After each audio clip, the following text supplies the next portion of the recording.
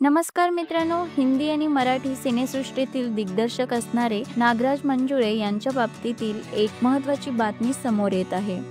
नागराज मंजुळे हे एका प्रचंड मोठ्या अडचणीमध्ये सापडलेले आहेत। त्यांच्या आगामी चित्रपट खाशाबा या बाबतीत ते अडचणीत आलेले आहेत। मित्रांनो, नागराज मंजुळे हे त्यांचा आगामी चित्रपट खाशाबा घेऊन प्रेक्षकांच्या भेटीला येणार आहेत। मित्र, हा चित्रपट रिलीज व्हायच्या आधीच नागराज मंजुळे एका वादामध्ये सापडलेले आहेत। या चित्रपटाच्या कथेमुळे ते वादामध्ये सापडलेले आहेत।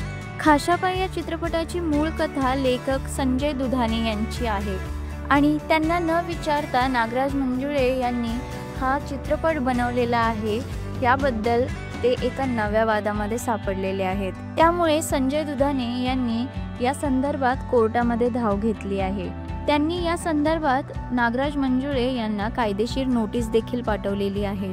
लेखक संजय दुधाणे यांनी नागराज मंजुळे यांच्यावर पुणे जिल्हा आणि सत्र न्यायालयामध्ये खटला दाखल केलेला आहे। त्यामुळे नागराज मंजुळे यांचा आगामी चित्रपट खाशाबा याच्यावर आडकाठी आणली आहे। तर आता नागराज मंजुळे लेखक संजय दुधाणे यांचं मनमिळवणी कशी करतात हे पाहणं थोडं इंटरेस्टिंग असेल। दरम्यान नागराज मंजुळे यांचा आगामी चित्रपट खाशाबा हा पैलवान खाशाबा जाधव यांच्या जीवनावर आधारित आहे।